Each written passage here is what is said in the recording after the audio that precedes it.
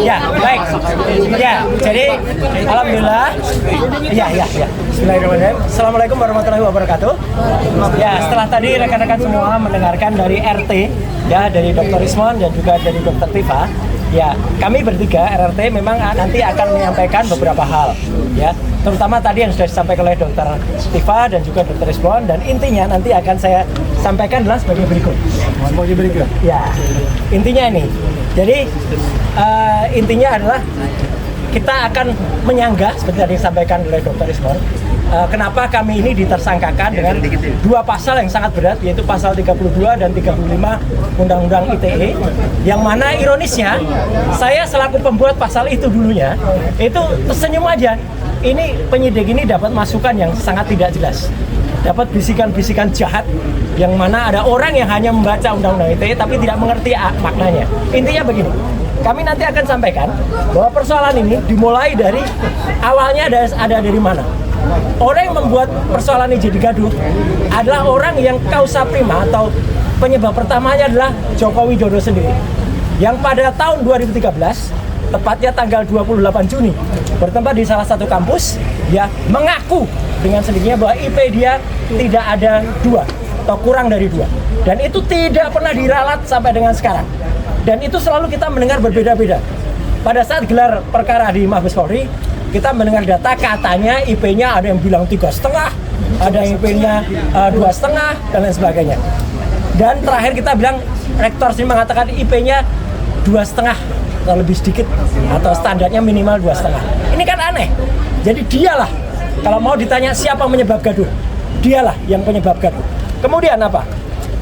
Persoalan ini dimulai dari ketika kemudian disebabkan oleh karena dilakukannya pasal 32 dan 35. Secara detail pasal 32 dan 35 di Undang-Undang ITE ada di sini. Intinya apa? Pasal ini digunakan sebenarnya kalau ada orang merekayasa barang bukti atau dokumen elektronik, mengunggah, memposting tanpa sengaja, membuat rekayasa atas barang bukti itu, menambah, mengurangi dan lain sebagainya. Pasal 35 adalah orang yang kemudian membuat barang bukti elektronik yang tadinya tidak asli kemudian dibuat asli. Nah ini kan lucu. Kalau kami dikenakan pasal 35, berarti memang barang elektroniknya itu tidak asli. Kemudian kami disangkakan membuat itu asli. Ini kan aneh ya. Jadi makanya kami nanti akan men-challenge ya, seperti kata Dr. Rismon tadi, akan men-challenge digunakannya pasal 32-35. Kenapa ini perlu? Karena ada beberapa peristiwa sebelumnya. Peristiwa pada tahun 2022, ketika Dr. Sigit Sunarta ini sah, dia adalah dekan Fakultas Kehutanan. Dia menunjukkan fotokopi di Fakultas Kehutanan. Oke, dia tidak layak atau dia sah-sah saja karena memang dia punya kapasitas dan juga untuk menunjukkan yang ditunjukkan hanya kopinya. Nah, menariknya pada tanggal 1 April 2025, seorang kader Partai Gajah, cocok Gajah, nggak punya ijazah, ya, itu namanya Dian Sandi Utama, memposting pada tanggal 1 April dengan dia mengatakan, buat kalian supaya tenang lebarannya, ini saya posting yang asli. Ini asli, dia bilang gitu. Padahal sebenarnya ini tidak asli. Kenapa? Bahkan dia layak digunakan di pasal 32. Satu, dia belum minta izin kepada orang yang katanya punya ijazah ini. Dia baru minta izin setelah dia posting. Yang kedua, dia membuat ijazah ini berbeda. Teman lihat, apa bedanya? Nggak ada ijazah Universitas Gadjah Mada yang kita banggakan bentuknya trapesium atau mencas-mencas kayak gini. Ijazah itu bentuknya bagus, tidak kemudian miring kanan kiri kayak gini. Berarti Dian Sandilah yang sebenarnya kalau Polda Metro Jaya ini jujur dan objektif, dia harus kena sesuai dengan laporan Profesor Yusuf Hanuk. Dian Sandi itu sudah dilaporkan oleh Prof Yusuf Hanuk, tapi tidak digunakan apa-apa. Kan aneh, ya gitu. Nah yang kedua, pada acara Rakyat Bersuara di salah satu TV tanggal 19 dan atau 25 November yang lalu, ada orang lain namanya Andi Aswan. Mungkin ada di sini orangnya, ya. Yang kemudian ada orang lagi namanya Joshua MC Nambela. Ada juga paling di sini. Yang dia kemudian di salah satu TV itu dia menampilkan ini scan ijazah asli. Padahal itu bohong. Dia hanya melakukan rekonstruksi citra, kalau kata Dr. Rismon, atau melakukan modifikasi terhadap filenya Dian Sandi tadi. Jadi jelas ini filenya sama, hanya direkayasa. Jadi orang itu sudah berbuat bohong dengan mengatakan sekian ijazah asli. Makanya saya bilang di sini, nanti akan saya mintakan bahwa orang itulah yang harusnya kena pasal 32 dan 32. Dan si Joshua Sinambela yang ternyata dijadikan ahli dalam perkara ini untuk melawan kami itu pun menyatakan bahwa dia file ini yang kemudian diteliti. Itu kan nggak boleh. File yang rekayasa kemudian diteliti dan dia tidak bisa berkata apa-apa kalau diteliti. Dia hanya bilang saya tidak tahu saya. Itulah kata dia. Ya, nah, kemudian apa yang kemudian kami arah? Harusnya Polda Metro Jaya atau UGM berkeberatan dan laporkan dia. Karena UGM yang tadinya punya logo yang sangat bagus, logo Ski 5, itu logo itu buatan Pak RJ Katamsi, seorang seniman dari ASRI atau Akademi Seni Rupa Indonesia, dosen ISI, pada awal UGM, kemudian disempurnakan tahun 92, itu dibuat kacau, dibuat dalam bahasa Jawa rusak. Karena apa? Karena logonya itu kemudian ditarik-tarik ke kanan kiri, sehingga dalam bahasa Jawa ini disebut logo UGM menjadi pating pletot. Kenapa pating pletot? Lihat ya, ini ada logo yang asli, yang saya katakan ini bentuknya sudah berbeda, menjadi perot logo UGM.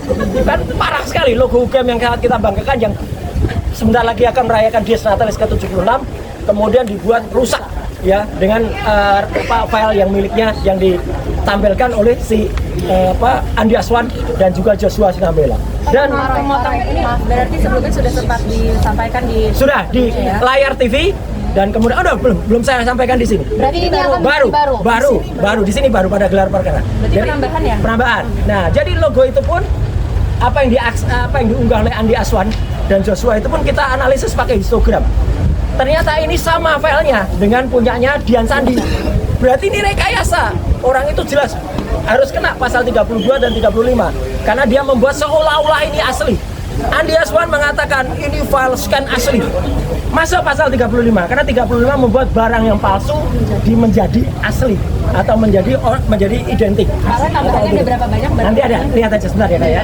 Kemudian ini setelah saya lakukan analisis error level analysis. Ya, panjang. Kemudian nah, oke, saya persingkat. Kemudian kalau teman-teman tahu ijazah UGM asli itu kayak apa? Kayak gini nih. Ini ijazah yang benar tahun 85. Kehutanan UGM. Berarti ijazah yang tahunnya sama dengan kelulusan Joko Widodo.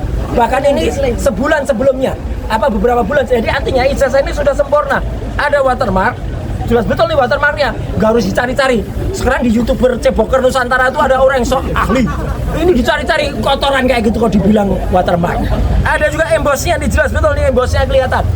Jadi yang asli itu ada lintasan stempelnya kelihatan tuh, Gak usah dijelas-jelaskan aja, lintasan stempelnya kelihatan. Ada watermark, ada logo yang simetris. Jadi kan logonya simetris nih, indah nih logo UGM. Nah, jadi artinya apa yang kami sampaikan nanti di dalam itu adalah menegaskan kembali bahwa ya kalau ini dianalisa dengan luminant gradient, logo yang ijazah yang dikatakan asli oleh Dian Sandi, dikatakan asli oleh Andi Aswan, oleh Joshua Sinambela itu adalah tidak benar. Itu adalah palsu. Jadi artinya sekali lagi kami menegaskan dengan perbandingan yang dulu pernah juga kami ingatkan, karena ini dulu kami tampilkan di Mabes Polri, perbandingan ijazahnya Jokowi dengan 3 ijazah sebanding lainnya. Ijazahnya Jokowi itu jelas-jelas betul dia tidak identik. Ya, A-nya waktu itu saya katakan A-nya mencotot. Ya, ini A-nya keluar nih, A-nya mencotot ini. Dengan ijazah nomor 1115 Ronojiwo, 1116 almarhum Hari Mulyono, 1117 Sri Murtiningsih. Kesimpulannya ya, sebelum kita juga mengatakan sekali lagi, saya Dr. Tifa, Dr. Resmond itu pegang primary evidence. Waktu itu tanggal 15 April 2025 di kampus UGM. Kami memegang skripsi. Dan demi Tuhan, demi Allah, dalam skripsi itu tidak ada lembar pengujiannya. Jadi kalau tiba-tiba ada lawyer mengatakan ada lembar pengujiannya di luar, mana ada skripsi lembar pengujiannya di luar? Jatuh. Tidak ada, itu berarti lembar pengujiannya palsu. Tidak ada. Bahkan nama Profesor Dr. Insinyur Ahmad Sumitro pun waktu di dalam ini namanya masih Dr. Insinyur Ahmad Sumitro. Benar itu, karena itu November 85. Profesor Ahmad Sumitro itu baru dikukuhkan jadi guru besar itu adalah Maret 86. Nggak mungkin 85 sudah disebut profesor. Nah, jadi kami menempelkan nanti ada beberapa kesimpulan. Antara lain apa?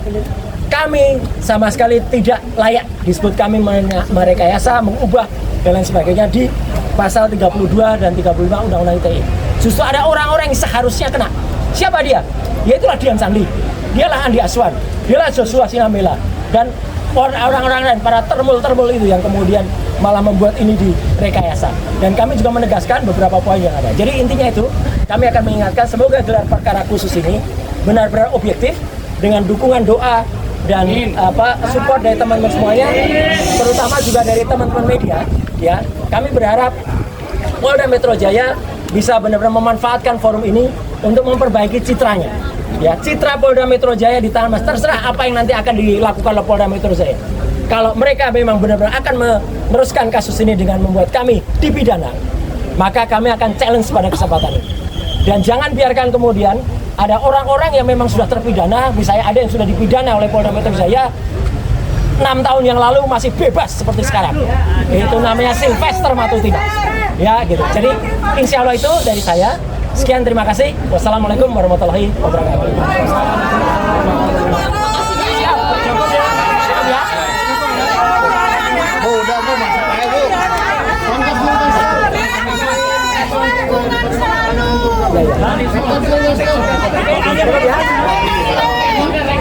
Rekornya berapa? Oke, terima kasih. Terima kasih semua.